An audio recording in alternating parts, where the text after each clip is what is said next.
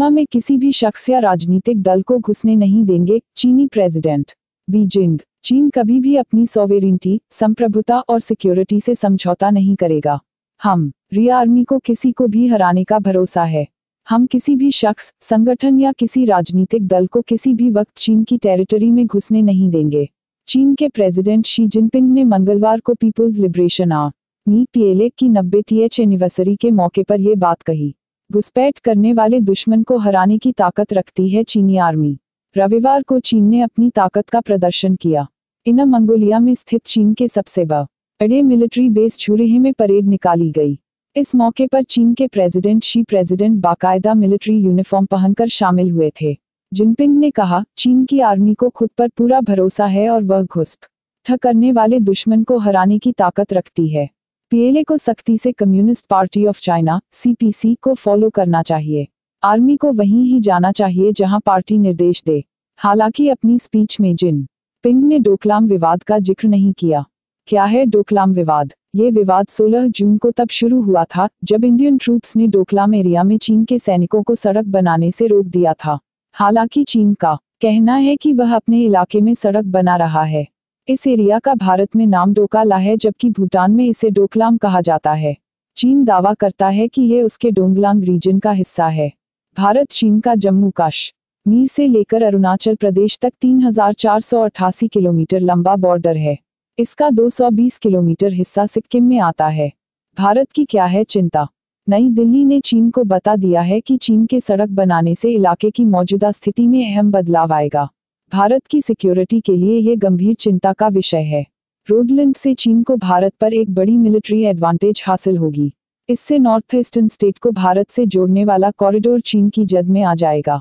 सुषमा ने संसद में क्या कहा था? 21 जुलाई को सुषमा ने राज्यसभा में कहा था, अगर वह सिक्किम में ट्राई जंक्शन में स्टेटस को में बदलाव करता है तो इसे भारत की सुरक्षा के लिए चुनौती माना जाएगा। स्टेटस को यानी यथास्थिति को बनाए रखना है।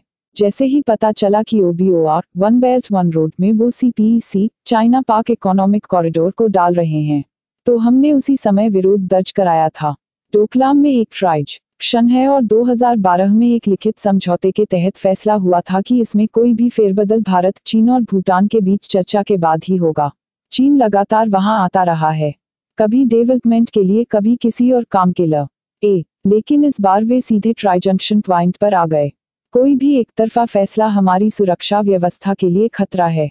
चीन के साथ सैन्य गतिरोध इसलिए बना हुआ है कि वह लगातार यह कह रहा है कि भारत अपनी आर्मी को वापस अपनी सीमा में बुलाए। चीन की बात मानना संभव नहीं है। हमारा पॉइंट सही है और बाकी देश इस बात को समझ रहे हैं।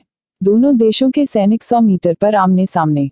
इंडियन आर्मी के जवानों ने चीनी सैनिकों के अड़ियल रवैये को देखते हुए सिक्किम के डोकलाम इलाके में 9 जुलाई से अपने तंबू गाड़ रखे हैं। बॉर्डर पर दोनों देशों की 60-70 सैनिकों की टुकड़ी 100 मीटर की दूरी पर आमने सामने डटी हैं। दोनों ओर की सेनाएं भी यहां से 10-15 किलोमीटर की दूरी पर तैनात हैं। बिना शर्त पीछे हटने से भारत का इनकार। भारत ने डोकलाम से अपनी सेनाएं बिना शर्त वापस बुलाने की चीन की मांग ठुकरा दी है। चीन के सरकारी न्यूज़पेपर पीपुल्स डेली के एक रिपोर्टर के सवाल पर इंडियन फॉरेन मिनिस्ट्री के स्पोक्सपर्सन गोपाल बागले ने ये जवाब दिया। बागले ने कहा, हमने डोकलाम मसले पर अपना नजरिया और रास्ता खोजने के तरीके को चीन के सामने साफ कर दिया है। सीमा के मसले को निपटाने के लिए दोनों देशों के बीच पहले से एक सिस्टम बना हुआ है और मौजूदा विवाद को लेकर भी हमें उसी दिशा में आगे बढ़ना होगा। इंटरनेशनल कम्युनिटी ने इस बात का सपोर्ट किया है कि इस मुद्दे का हल बातचीत से होना चाहिए। हमने इंटरनेशनल लेवल पर अपने नजरिए को साफ कर दिया है।